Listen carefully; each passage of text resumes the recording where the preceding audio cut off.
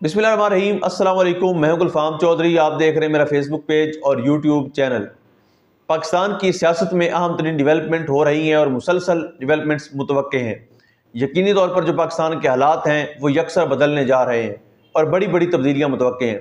इस हवाले से हमारे साथ मौजूद हैं सिद्दीक जान साहब। उनसे जानते हैं क्या डिवेलपमेंट हुई हैं, पहले उनकी बात सुनते हैं फिर उस पर बात करते हैं। कल एक बार फिर जस्टिस याहिया अफरीदी ने और जस्टिस अमीनुद्दीन खान ने एक बार फिर बैंक तब्दील कर दिया। यानी पहले जब मंसूर अली शाह साहब, आयशा मलिक साहबा और इरफान सादत खान साहब वो केस सुन रहे थे, बेंच को तब्दील कर दिया गया और उससे इरफान सादत खान साहब को निकाल के आयशा मलिक साहबा को ऐड कर दिया गया। फिर उसके बाद वो जिस बेंच ने तौहीन अदालत का नोटिस दिया था एडिशनल रजिस्ट्रार को, उस बेंच को भी तब्दील कर दिया गया और उस बेंच में से जस्टिस आयशा मलिक साहबा को निकाल दिया गया है। आज एक मौके पर जाके इस चीज पे भी बात हुई और यहां तक कहा जस्टिस अकील अब्बासी ने कि हमें तो ये भी नहीं पता कि कल ये बेंच होगा भी नहीं होगा, कल ये केस इस बेंच के सामने भी होगा या नहीं होगा। जिस तरह से सुप्रीम कोर्ट के अंदर मामलात और सूरत-ए-हाल चल रही है, आपको शुरू में एक चीज अर्ज कर दूं, लगता यह है कि मामला फुल कोर्ट की तरफ जा सकता है। मामला फुल कोर्ट की तरफ जा सकता है। ये बेंच जो है फुल कोर्ट बनाने का हुक्म जारी कर सकता है। तीन चीजों के ऊपर बड़े तफसीली दलाइल दिए जो सलाउद्दीन साहब है उन्होंने। और शुरू में पहले ये भी आपको बता दूं कि कल तक इसकी समाअत एडजर्न हुई है। कल सुबह 9:30 बजे केस सुना जाएगा और इस केस में कल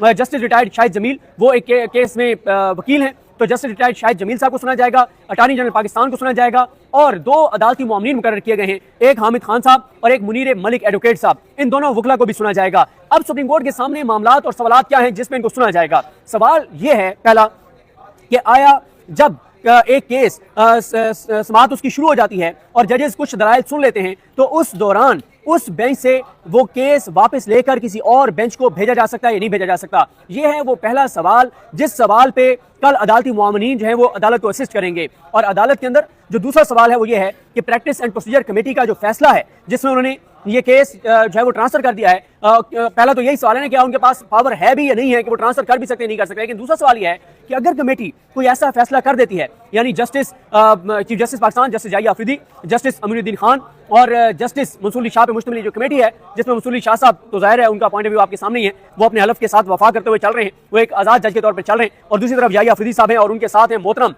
जो अमीनुद्दीन खान साहब। तो वो जो हैं वो दोनों जजेस जो हैं वो अगर बैठ के और कोई फैसला कर देते हैं तो उस कमेटी का फैसला जो है क्या वो फैसला जो है जुडिशियल साइड पे चैलेंज हो सकता है नहीं हो सकता, ये सारी चीजें हैं। लेकिन तीन चीजों के ऊपर दलाइल दिए, तीन चीजों के ऊपर अदालती फैसलों के हवाले दिए बैरिस्टर सलाउद्दीन ने। पहला हवाला पहले उन्होंने उन अदालती फैसलों का हवाला दिया जिसमें ज्यूरिसडिक्शन का फैसला बेंच ने अदालत ने खुद करना होता है। यानी अगर किसी बेंच के अंदर एक केस चल रहा है और उसके दायरे अख्तियार पे सवाल उठ जाता है और उसे कहा जाता है कि आप ये केस नहीं सुन सकते, यानी इस बेंच के सामने जब ये सवाल उठा कि ये केस आप नहीं सुन सकते, ये केस आईनी बेंच को सुनना है, तो इसका फैसला इस बेंच ने खुद करना था। और इसके ऊपर जो पाकिस्तान की अदालती तारीख के फैसले हैं उन फैसलों का हवाला दिया बैरिस्टर सलाउद्दीन साहब ने। दूसरा जो बैरिस्टर सलाउद्दीन साहब ने हवाला दिया वो दिया कि किस तरह से जो जुडिशियल साइड पे फैसले हैं, जुडिशियल फैसले की जो अथॉरिटी है वो एडमिनिस्ट्रेटिव ऑर्डर इंतजामी साइड पे बंद कमरे में बैठ के या व्हाट्सएप पे राब्ता करके याहिया अफरीदी साहब और अमीनुद्दीन खान साहब अगर कोई फैसला करते हैं व्हाट्सएप के ऊपर, तो उस व्हाट्सएप के ऊपर किए गए फैसले या याहिया अफरीदी साहब और अमीनुद्दीन खान साहब गोल्फ खेलते हुए हॉर्स राइडिंग करते हुए को फैसला कर लेते हैं, घर में चाय पीते हुए को फैसला कर लेते हैं, दफ्तर के कमरे में बैठ के को फैसला कर लेते हैं, टी रूम में बैठ के चैम्बर में बैठ के को फैसला कर लेते हैं, या वो जो आजकल असनाद मलिक साहब बताते हैं कि अंदर स्क्रीनों पे जो टीवी स्क्रीन है उनके ऊपर स्पोर्ट्स चैनल लगवा दिए गए हैं, तो कोई मैच देखते हुए वो कोई फैसला कर लेते हैं। तो वो फैसला उसकी वो वक़्त औकात अथॉरिटी वो नहीं होगी जो कोई भी तीन जज, चाहे वो मंसूर अली शाह साहब और आयशा मलिक साहब और अकील अब्बासी साहब का बेंच हो, चाहे वो अतर मिनल्ला साहब का बेंच हो, चाहे वो मुनीब अख्तर साहब का बेंच हो, चाहे वो शाहिद वहीद साहब का बेंच हो, इनके बेंचेस अगर कोई फैसला करते हैं ओपन कोर्ट में बैठकर तो उसकी अथॉरिटी जुडिशियल ऑर्डर की अथॉरिटी ज्यादा है, एडमिनिस्ट्रेटिव ऑर्डर की वो अथॉरिटी नहीं है। तो ये है। और तीसरा जो जिस पॉइंट के ऊपर सलाउद्दीन साहब ने दलाइल दिए वो ये दिए कि एक तो उन्होंने कहा, उन्होंने भी और शायद पहले तो उन्होंने कहा सलाउद्दीन साहब ने कि आप फुल कोर्ट तश्कील दें क्योंकि ये मामला अदालत के तमाम बेंचेस से जुड़ा हुआ है, अदालत के तमाम जजेस से ये मामला जुड़ा हुआ है, ये किसी एक का मामला नहीं है। उन्होंने कहा है कि आप तमाम जजेस को बिठाएं, फुल कोर्ट को बिठाएं, फुल कोर्ट बैठकर ये केस सुने। और उस पे उन्होंने बताया अदालत को कि तीन ऐसे फैसले हैं, एक इफ्तिखार मोहम्मद चौधरी केस, एक काजी फाइज ईसा केस और एक मलिक असद अली केस। इन तीनों केसों में जुडिशियल साइड से एक ऑर्डर कहें आप सजेशन कहें, रिकमेंडेशन कहें, कुछ भी कह लें, वो चीफ जस्टिस पाकिस्तान को भेजी गई कि आप फुल कोर्ट तश्कील दें और उन तीनों ऑर्डर्स के ऊपर फुल कोर्ट तश्कील दी गई। तो उस ऑर्डर को जो जुडिशल साइड पर था, जिसमें कहा गया था कि आप फुल कोर्ट तश्कील दें, उसको चीफ जस्टिस रद्द नहीं कर सकते, ना उन्होंने किया और फुल कोर्ट बना। यहां पे भी वो कह रहे हैं कि फुल कोर्ट बनना चाहिए। लेकिन सवाल ये पैदा हुआ, जो अकील अब्बासी साहब का भी सवाल था, जो मंसूर अली शाह साहब का भी सवाल था, कि क्या इस केस में जो हम तौहीन अदालत सुन रहे हैं, इस तौहीन अदालत के केस को सुनते हुए हम ये मामला फुल कोर्ट बनाने की तरफ ले जा सकते, नहीं ले जा सकते। इस पे जस्टिस रिटायर्ड शाहिद जमील वो रोशना पर आए और उन्होंने आकर अदालत को कहा कि आप ये कर सकते हैं,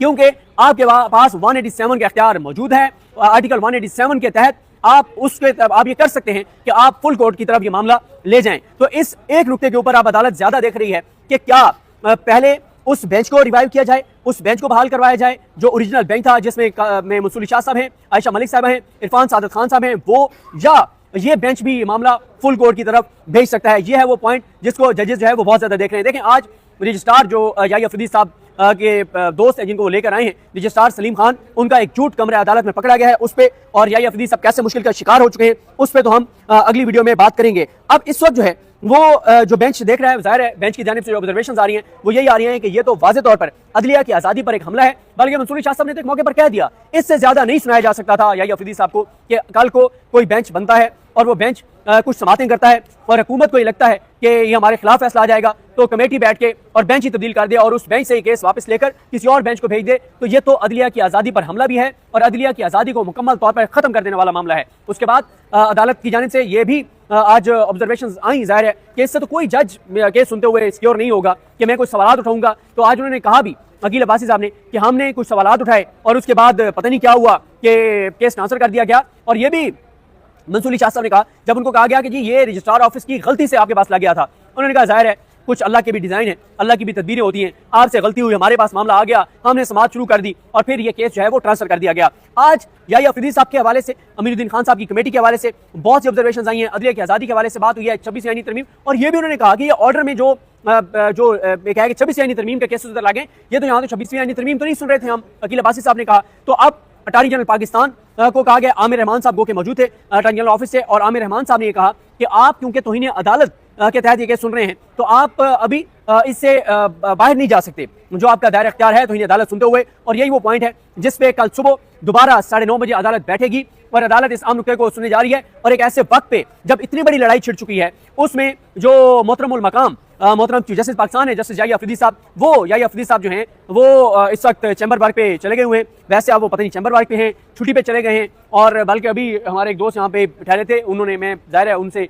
ये इजाजत नहीं ली कि मैं उनका नाम कोट कर सकूं, लेकिन उन्होंने कहा ये भी हो सकता है कि कोई पोलो का, कोई गोल्फ का, कोई हॉर्स राइडिंग का कोई इवेंट आ गया हो। और जाहिर है आपको पता है कि जो मौजूदा चीफ जस्टिस पाकिस्तान है याहिया अफरीदी साहब, उनके हवाले से यह है कि वो सबसे ज्यादा मुकद्दम जिस चीज को रखते हैं वो हॉर्स राइडिंग है, गोल्फ है, इन चीजों को वो बहुत मुकद्दम रखते हैं। तो जाहिर है ये अगर चीजें आ गई हैं तो फिर इंसाफ फराहम करने, ये फैसले करने से वो ज्यादा फिर शायद बेहतर हो सकता है, जो यहाँ पे ये बातचीत भी हो रही है। और वैसे भी वो जो याहिया अफरीदी साहब हैं वो ऐसी सहूलतकारी कर रहे हैं कि वो एक तासुर ये दे रहे हैं कि नहीं, वो तो एक अपराइट जज है, वो इस निज़ाम के हिस्सा नहीं है, वो इस निज़ाम के सहूलतकार नहीं है, लेकिन सब वो काम कर रहे हैं जो ये निज़ाम चाहता है। जैसे उन्होंने इस्लामाबाद हाई कोर्ट के 2 जजेस लगवाए हैं, जैसे वो दीगर हाई कोर्ट्स में जजेस लगवा रहे हैं। हुकूमत जब जो इजलास चाहती है कि वो बुलाया जाए याहिया अफरीदी साहब, तब वो इजलास बुला लेते हैं। और याहिया अफरीदी, जी बिल्कुल, जिस तरह से आपने सिद्दीक जान साहब को सुना कि आइंदा आने वाला जो हफ्ता है, ये चंद दिन है, ये पाकिस्तान की सियासत में कितने अहम है और इसमें जो पाकिस्तान की सियासत है उसमें कितनी बड़ी तब्दीलियां मुतवक्के हैं। अल्लाह पाक वतन अजीज़ का हामी व नासिर हो। पाकिस्तान जिंदाबाद।